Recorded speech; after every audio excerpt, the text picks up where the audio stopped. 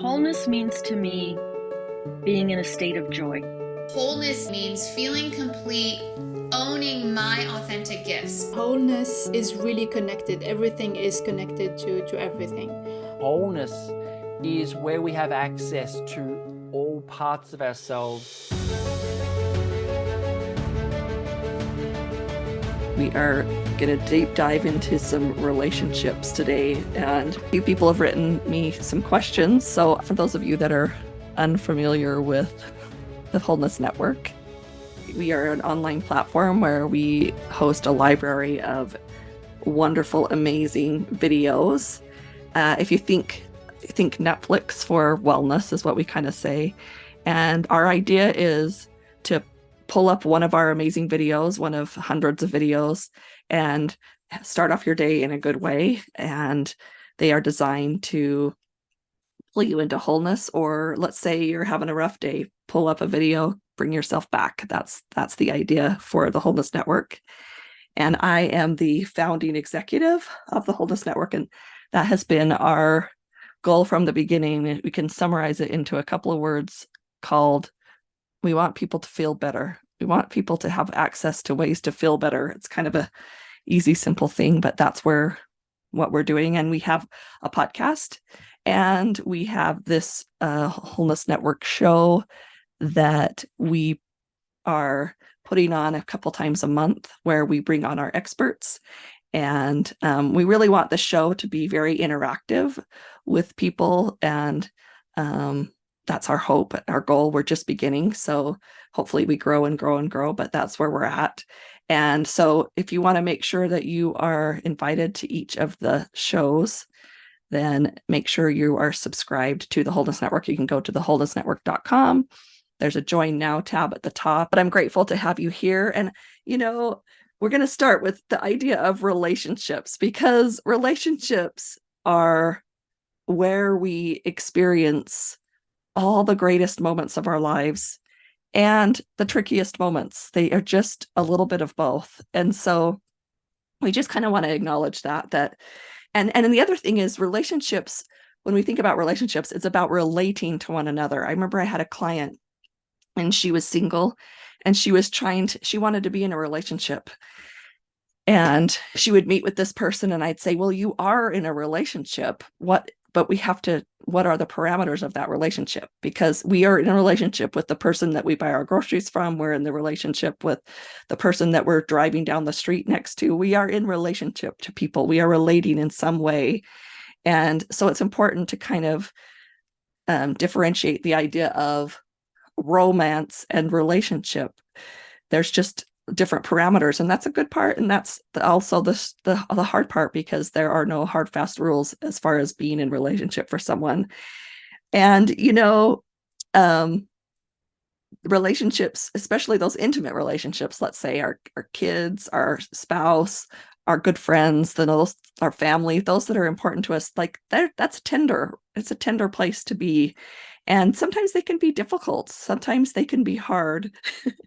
And just, I mean, if my kids, I've got 4 kids, my youngest will become an adult this week. So I will be full of a family of adults, but all of them would be like, they would be here, and they wouldn't say, oh yeah, my mom's got all relationships all figured out, right? They're not gonna say that. But what am I thinking if they said that? I'm thinking, you don't know how good you have it, right? And isn't that how it is? Because I am showing up in my relationships almost in reflection of where I have had my relationship struggles. So I'm going to show up in this way and do things differently, in my opinion, because of what has happened to me. And they haven't had that happen to them, so they don't pick up on that as being special or great or significant. They are going to get their triggers pushed by other things that I run into with them. So, that's just to say relationships are hard. And the first thing I think it's really important to stop and talk about is, when we are in relationships, we when we're in conversation in these relationships, or conflict or anything like that, there are two places that we usually go, and they are hypoarousal and hyperarousal. So one is we get lifted up, puffed up, maybe get angry, get frustrated. We start to, it's more of an overt reaction. And then at the other end, we get hypo, which is very shut down, very frozen, very maybe invert, right? Or insecure kind of a thing. And both of those things stem from the same background. It just depends on which way we're going to show up in a relationship. And so it's important to recognize that, because sometimes we don't think about that, and we are unaware of where we are, whether we're in hypo or hyper. And then we also, take what the other person, if they're in hyper or hypo, as, frustrating, when it's just a natural thing that we all do. We all show up in hyper and hypo when we are in conflict, usually. And, there's another thing about relationships. So I want to tell a little story. The other day, I was riding a bike. Me and my husband have been loving going on these bike rides. I have an awesome e-bike and I love it. And the other day, well, it's been a couple of weeks now, I was riding around a corner kind of unusually fast, and I hit some gravel and my bike slipped out from underneath me. And I still have bruises that went through every color of the rainbow, right? I still have some bruises from that. And if I look at my leg and I see the bruise, it doesn't hurt to see that bruise. But when I push on it, I can feel it. It hurts. Now I'm pushing on that bruise and that's painful, but it's not my pushing on the bruise that is the injury. The injury happened several weeks ago in a really embarrassing moment of my life, right? And so if we think about it that way, that a lot of times these things that are coming up for us are like our person that we're in relationship with pushing on one of our bruises, and it hurts. It's not that it does not hurt, and it's not that it doesn't affect us in the present moment, but to understand that some of these things were created in wounds that happened long ago. And sometimes those wounds are calling out for us to have some support. And I will just put a caveat. There are a few exceptions to this, because there are relationships where dynamics are such that there is damage happening in the present moment, for sure, 100%. And I'm sure we will get into these dynamics. There's a lot of this dynamic kind of happening where we've got, usually, like I mentioned before, usually you've got a very hyper aroused person matching up with a very hypo aroused person, somebody that is, more quiet, more understated. And then you're trying to have a conversation with somebody that's very hyper aroused. That's going to cause some conflict in the present time. And that's very common. So as we begin, anybody that wants to raise their hand, you're welcome to come on with me. And I am willing and able to support you and work with you in your individual needs and issues. In the meanwhile, I do have a few people that called in with, or let me know they had some questions. So I can go ahead and start with those, but you're welcome to raise your hand at any time, and we'll put you in the queue and you can be up next. But one of the first questions I got was, my spouse and I don't have much in common. I think most of our values align, but as far as extracurriculars, we don't. He likes outdoors, hiking, sports. I like artsy things, movies, and indoor activities. I have tried to go to a few games, etc., to try and branch out, but I haven't had any movement on the other side. I am totally okay doing those things alone or with friends, but it doesn't bring us closer together. So as a couple, it was okay when we were busier with the little kids, but as they grow, she's starting to see some disparity in their relationship. And can you just identify that? It just feels like I kind of understand how that goes when we have different likes and dislikes from a partner.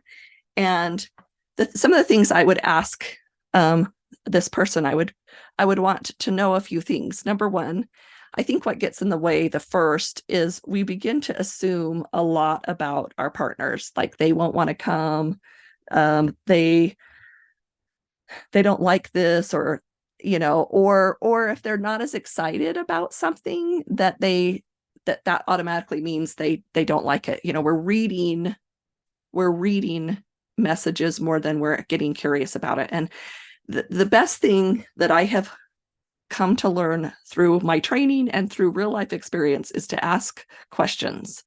And in this case, let's maybe, what happens is let's not ask the question when we're in a hyper or hypo-aroused state.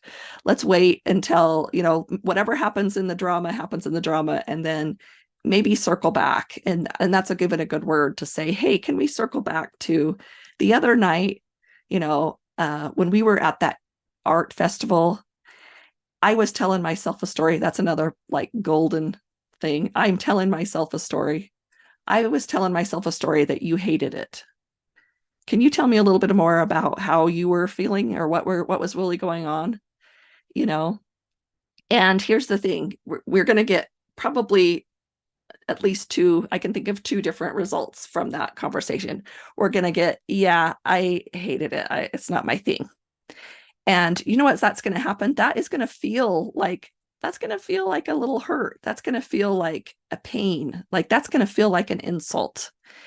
And what we do is, if we can stay centered in our body, we can say, that hurt. That was difficult. Oh, I don't like that.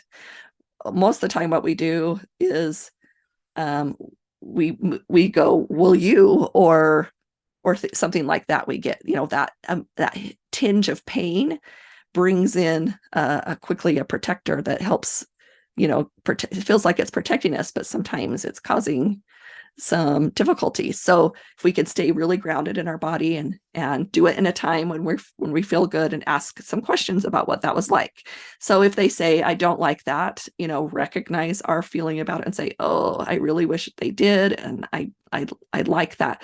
But that's not the same thing as them telling me I'm a difficult person, or I'm dumb or ridiculous or whatever. But that's kind of how we'll start to tell that story, if we don't stop and just say, oh, that hurt, and I didn't like that.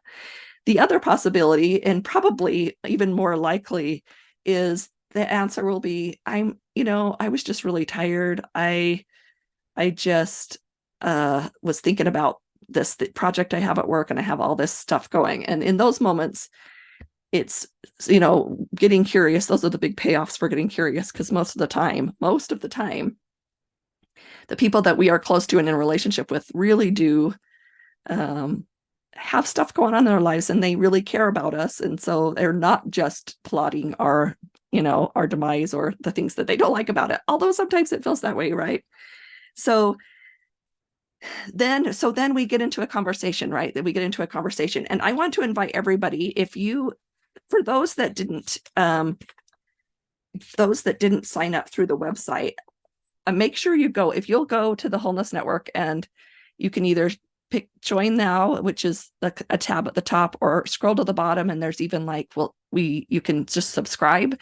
And if I can get your email, I will send you this packet I've created. It's called Safe Communication. It's a relationship script, and it is like a lifesaver when you can learn the techniques about how to have safe conversations, how to present yourself in a safe conversation. It is like just mind-blowing.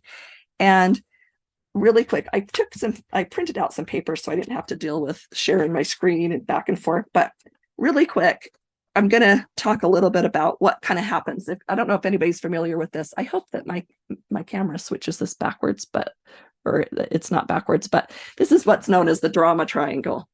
And I don't know if you've heard it before, but a lot of times when you learn about it, you'll say, this is really a lot of the dynamic of how we are in relationships. We will show up in one of three ways. And I'll give you a scenario. So let's say I come to my spouse, and I'm going to say, you just never let me blah, blah, blah, or I just always feel like you blah, blah, blah, or I hate it when you blah, blah, blah. We've created ourselves as a victim to something. And once we step into the triangle, whether we step here, here, or here, We are now in the triangle. And what we do is we kind of automatically force the other person to become one of these two things. So if I come in as the victim, then the persecutor is going to come in and say, "Will you?" And and they're going to beat you down. They're going to beat you down, or they're going to if we're lucky, which is still not healthy behavior, but we become the rescuer. We want them to become the rescue. That's what we're hoping for. We're hoping that they come in and they take away our pain. But if you move into the drama triangle, you are also inviting each of the you're going to have the persecutor now in that dynamic, because we've got to make someone be the problem. Well, usually that's how these two fix this gets fixed, right? We make someone be the problem, or we come in as the persecutor and we'd be like, if you don't do this, I'm gonna and we become the persecutor. And we could either create a victim, of somebody, or we want them, we say, now you've got to rescue. Like, this is the person, and they want you to fix this person's problem.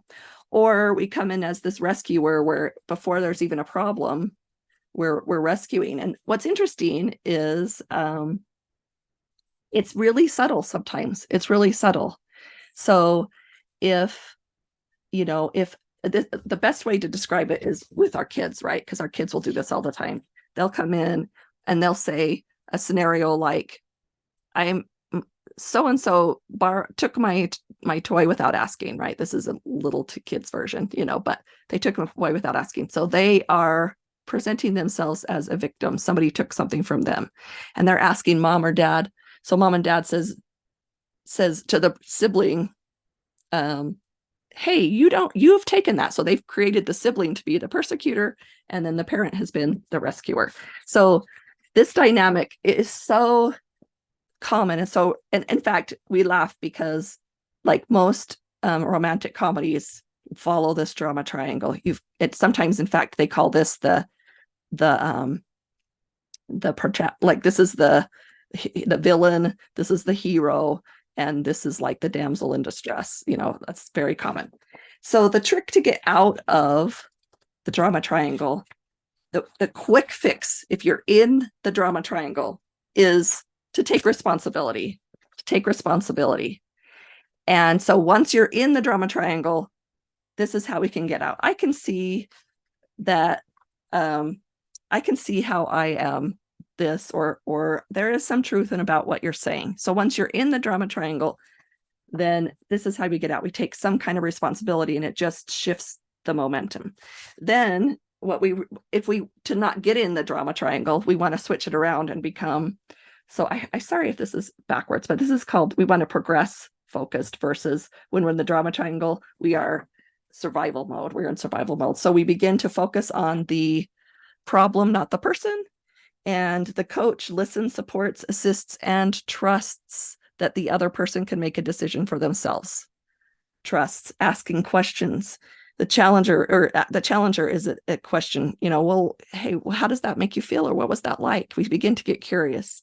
And then because we have those, instead of a victim, we become a creator in our lives, and we start to see the possibilities, and we have the big S self empowered. We're empowered. It just feels so much more empowering to be in this creative triangle than in the victim triangle. If this is something you're interested in, reach out to me and I can get you a copy of this idea. So my husband and I have been together for 17 years, and the passion has faded.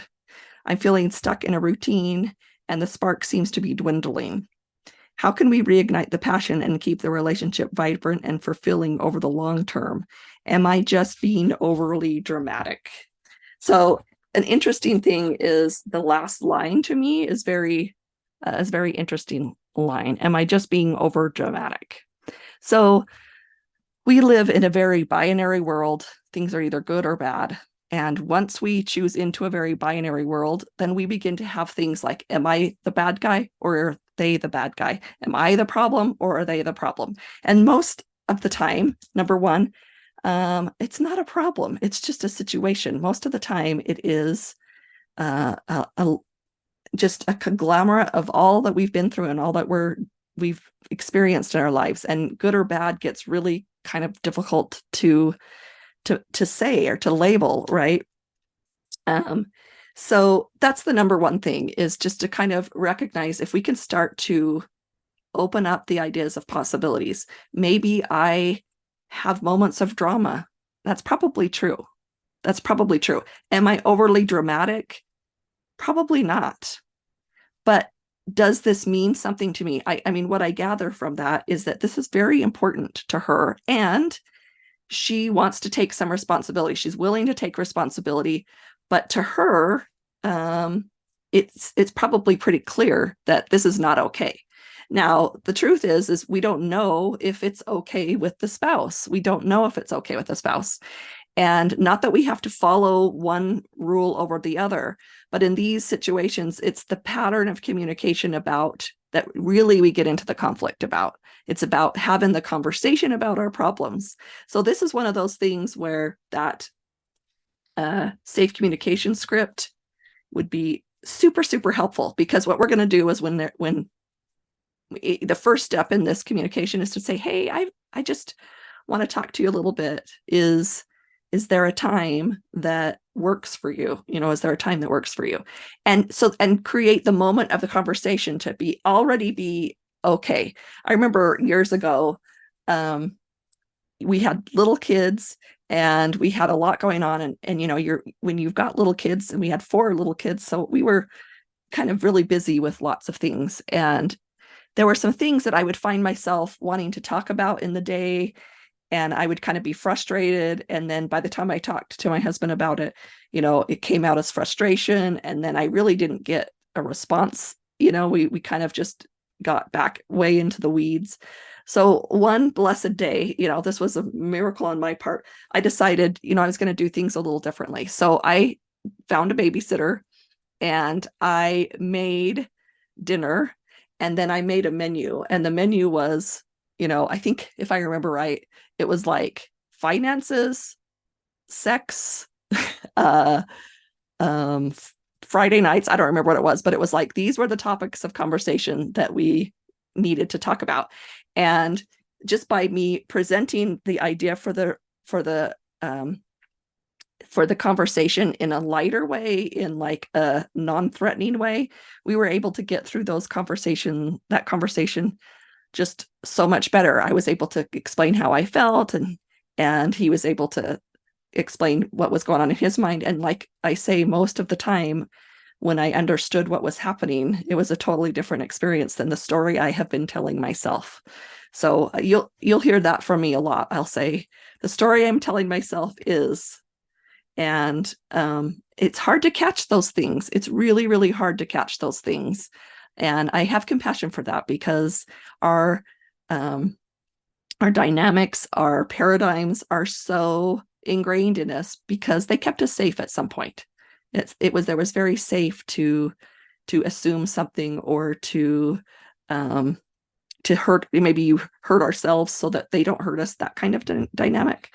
So the passion, it's like, this is where it's like, so this conversation, how do you feel like our passionate relationship's going?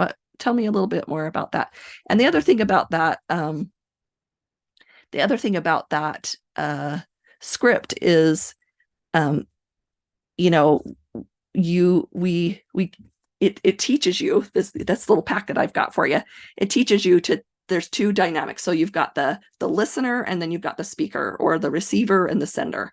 And what has been was so great for me in my relationships when it was difficult and we didn't know how to get out of it, was this one simple tool. And if you go to the Wholeness Network on the YouTube, I have a whole little like a little, we call them wholeness hacks about this. But it was life-changing, because what happens is when we're having a difficult conversation, someone's speaking and I'm talking, and I'm like, no, that's not it, blah, blah, blah, and I'm keeping track of the points, I'm keeping track of where they're wrong, or that's not how I felt, or da da da da da, or well, I've been there, I've done that. So what we were taught, which was so helpful, was for one of us to get a notebook. So usually the receiver or the listener has a notebook, And what that was for me, and what I feel like that did for me, is my job was now just to listen.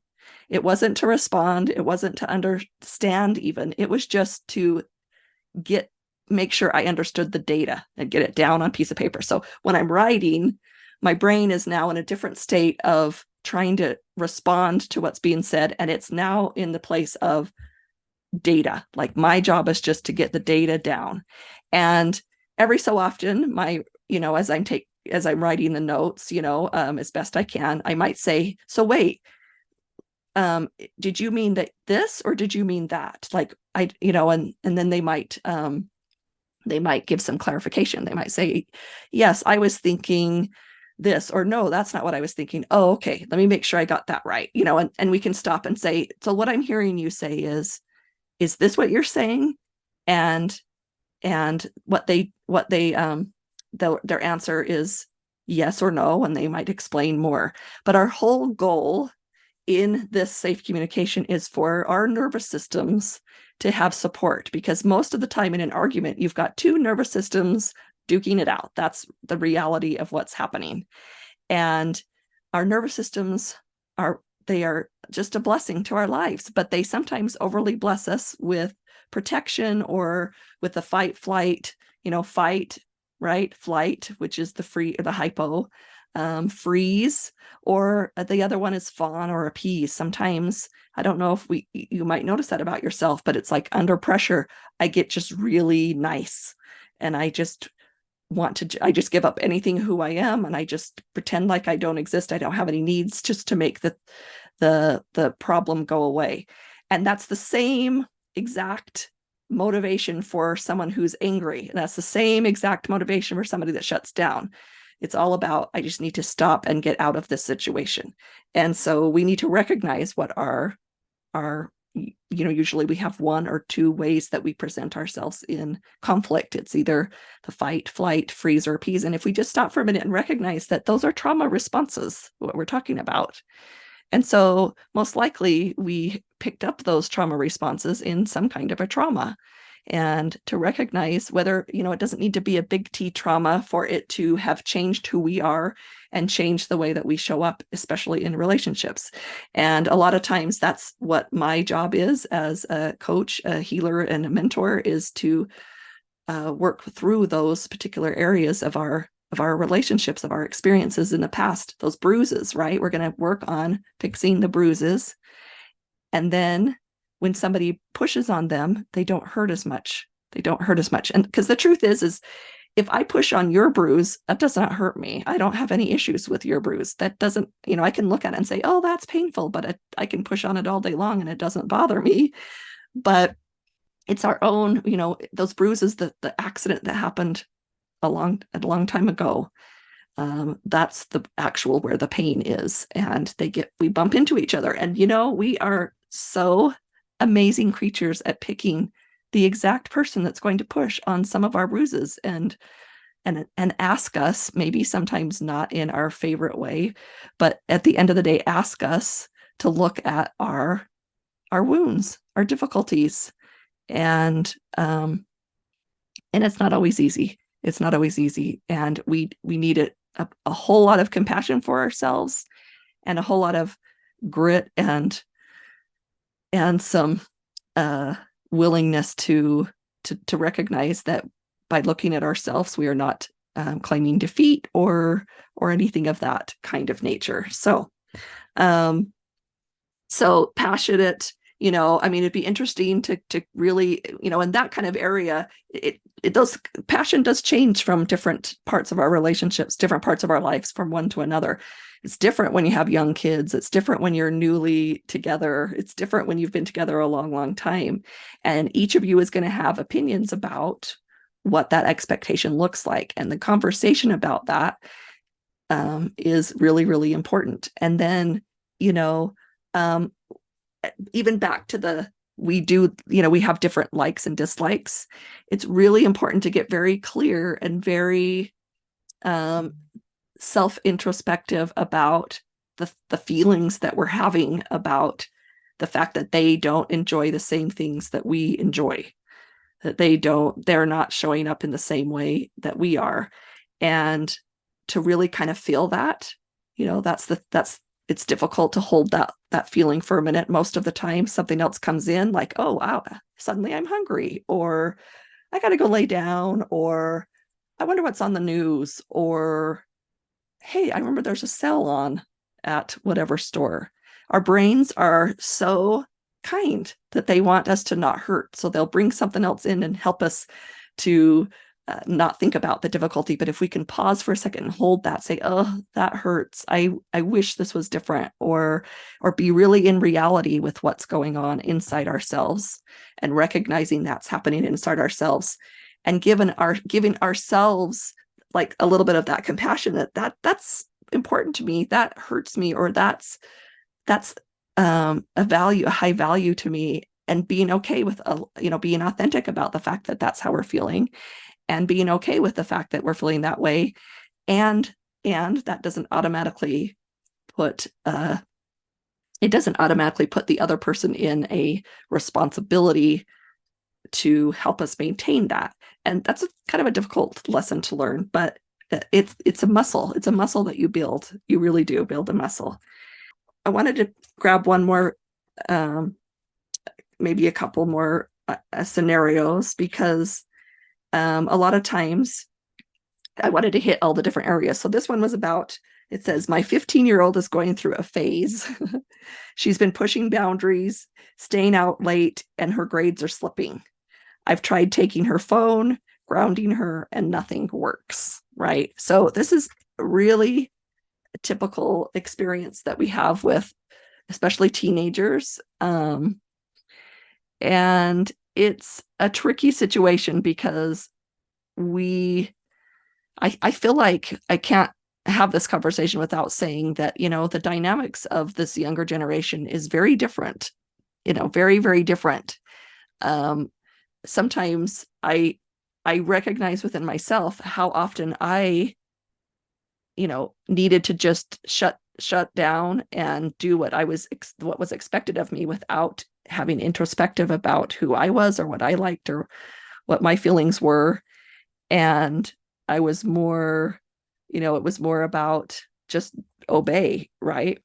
And I don't know 100% if that was my favorite way of being, if that's the better way, right? If that's the better way. So so again, we think about what this person's going through, and we have to understand some of the scenarios. First of all, differences. So let me give an example. I have a daughter, my only daughter. I have one daughter, and she was my last. So I was so excited to finally get a little buddy, and I literally remember writing in a little notebook. I wish I knew where that notebook was when I don't know how old I was. I could obviously write, but it felt like I was young. And I remember writing, like, I'm not going to do like my mom did. I'm going to be better and all this stuff. So I start to, to interact with my daughter in the way I would have liked to been interacted with. So I would buy her the cutest outfits, and we would clean her room, and we would decorate it in pinks and yellows. And we would do her hair all cute. And that worked for some years, until pretty soon it was like, I don't like that. I don't like that. And I started to understand a little bit about one of the tools that I work with a lot is the Enneagram. I have, if you go to MishaWingle.com, I have a tab on the Enneagram. We also have, I did a podcast on each of the types. So enlightening to understand the Enneagram, because what I understood about this daughter, when I understood her energy, her experience, I recognized that she was different than me. Hallelujah, right? Of course. But it goes down to to me, it just feels crazy. But to her, some kind of chaos, a little bit of chaos in her life, in her room, is calming to her. It's calming to her. She needs things to kind of be in flow. I remember a colleague talking about how she loved not making her bed every day because it was a piece of art. Like every day it created a different kind of piece of art. Now to someone like me, who I'm a kind of a list maker, I'm kind of I like things to be more streamlined. Maybe that was just like nails on the chalkboard to me. But do you see how when I understand the dynamic of my child and I start to work with her in that dynamic, and recognize the difference that she has in her life versus me, our relationship started to make a big difference. It was kind of a struggle for a while. It was a struggle for a little while. I you keep taking away things, you keep threatening, you keep doing these things, and at some point, we're creating a relationship that does not. It's not a long-term fix, and getting our children to do as we would like them to do. We just need to recognize where our values are. I would talk to them about values. You can Google a values list. I have one. You can reach out to me and I can send one to you. But it would be interesting to see what values show up for your child and what your values are as far as, and we're not talking about I wish I would have printed it out, like a list of all these different ideas. And usually you bring them down, you break it down to 2 or 3 of your core values, So sometimes for me, one of my core values is authenticity. Like it's one of the things I don't compromise on very well. And that's good because it's good in some ways. One way it's good is that, if I would rather have somebody to show up to me authentic than to put that mask on. And I can sense that mask really quickly. That's one of the things I can do. I can sense when there's a mask on and I feel really uncomfortable.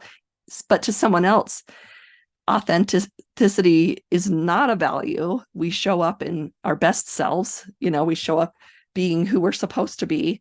That feels like just true for someone else, where the opposite's true for me. So getting to understand our values and what their values are. What do they value? And of course, you're going to think they're going to value playing and stuff like that. And that's just the conversation to have. And then we get into the drama triangle. We start asking questions, or not the drama triangle, the empowerment triangle. When we start to coach, we start to say, well, what would you think if, what do you think that would look like if you just played all the time? What does that look like? Now, how you say it, how you present yourself, and it's all very much getting in tune with the sensations in our bodies, whether I am whether we call it's easy to say, like, we get a simple way is to say I'm below the line or I'm above the line. So if I'm below the line, you can just imagine what that feels like. It's I'm not confident, I'm angry, I'm not settled. Step 1 is to recognize I'm below the line, or I'm not myself, right? I'm not my true self. Something's coming up for me. And we may go years being below the line. And that's where we need some support. That's when we reach out for support.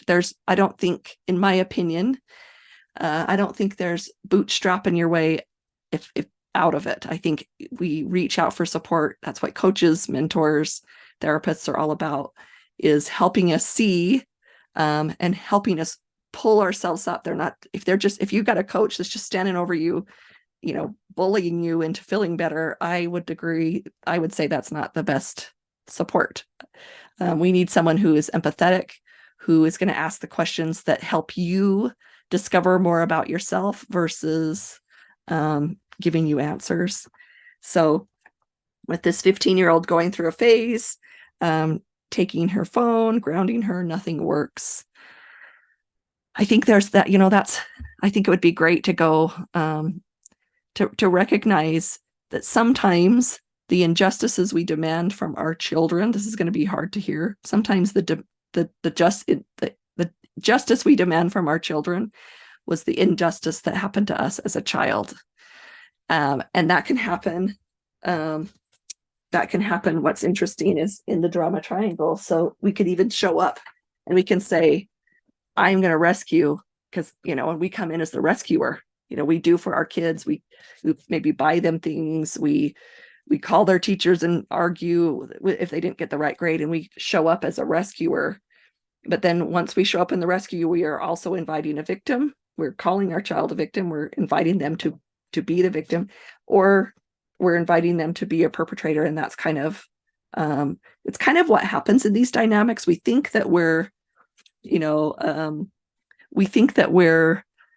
taking away their phone to discipline them, which is, I think, is kind of funny, because it depends on what has happened. If the offense had something to do with their phone, then I could see that happening. But there's not a lesson, there's not a correlation. It's just, I want you to suffer so that you do what I say. That's kind of the idea of taking things away and grounding. I want you to feel bad so that you let go of who you are and you do it the way I want you to do that. That's really difficult to hear. This is just a portion of the conversation. And to see the whole thing, including those that were able to get on, ask their questions, get some more understanding about their situations, you can see the entire episode at thewholenessnetwork.com/show, and I'll put a link in the notes. And one more time, in order to be part of our show, we need to be able to send you the links. So go to thewholenessnetwork.com and join us there. We hope to see you next time. Feel empowered every day with wholeness videos, meditations, downloads, classes, and more by joining the Wholeness Library at thewholenessnetwork.com.